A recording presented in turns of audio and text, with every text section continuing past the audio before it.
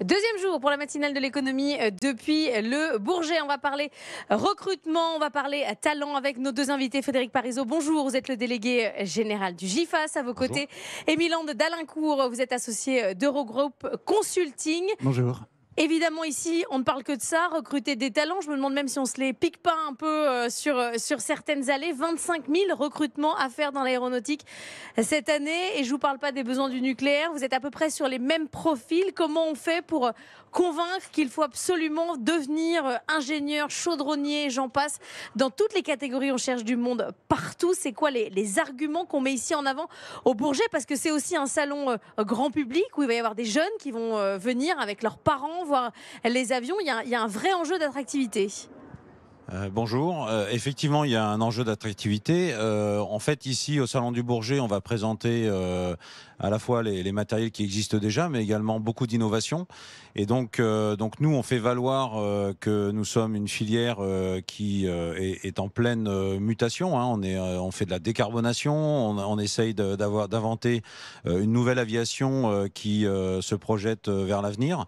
Et donc, on a plusieurs opérations qui nous permettent aujourd'hui de venir séduire un petit peu les jeunes. Donc on a l'Aéro-Recrute, qui est une opération qui dure, alors pour le coup, pas seulement au Bourget, mais Toute la vie.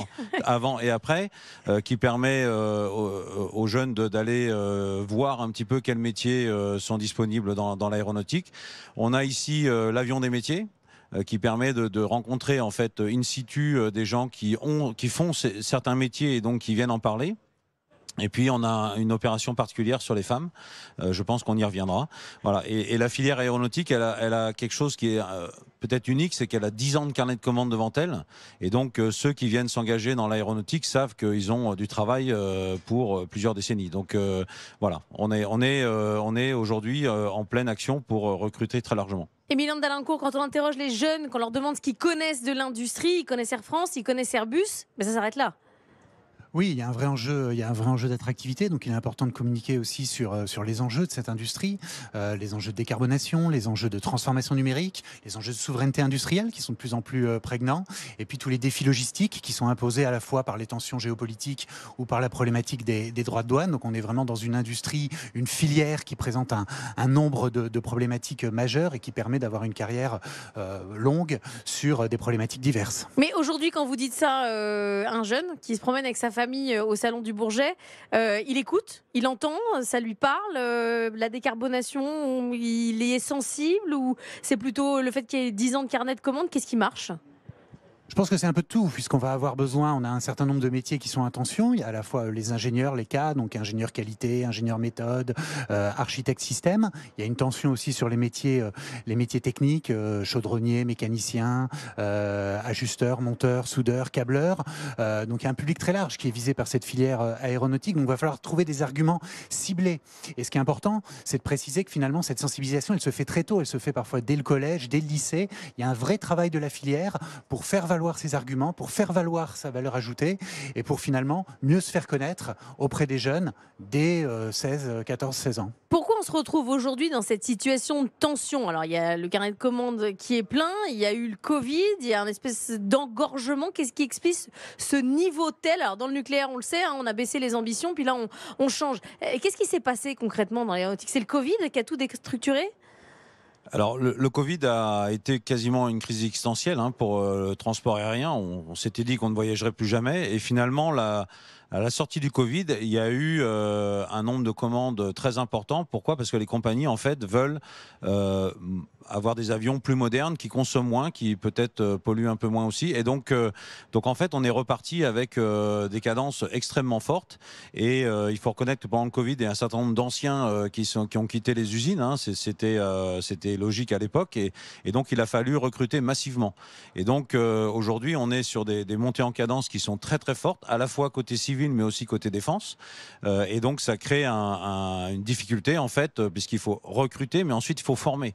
parce que dans l'aéronautique, on est très à cheval sur la sécurité. Oui, c'est long. Voilà, et donc il faut certifier les gens, et ce sont les gens qui sont sur les chaînes qui viennent faire du compagnonnage pour les plus jeunes. Donc on a une phase de transformation, mais on arrive au bout, et maintenant on reprend des cadences beaucoup plus fortes. Et Mylène Dalincourt, on a fait une erreur, alors on a mal anticipé quand même. Je ne sais pas si on pouvait anticiper à l'époque, c'est vrai, vous le disiez, crise existentielle, on pensait qu'on voyagerait plus jamais, on en est très très loin.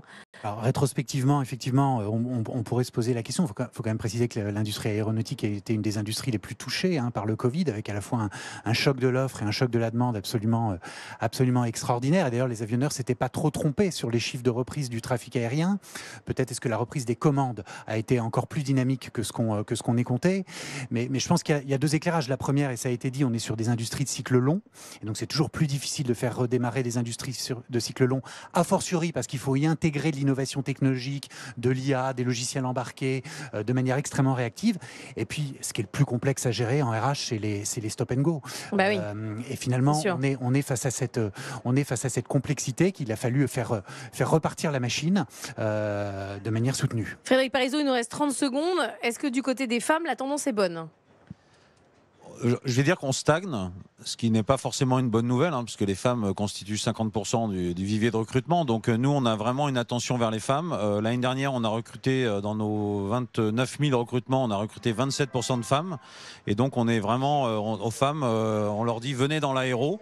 Et on a d'ailleurs cette opération qui s'appelle Femmes de l'aéro et de l'espace pour attirer les jeunes filles et les personnes qui sont en reconversion. Merci beaucoup à tous les deux d'être venus dans la matinale de l'économie.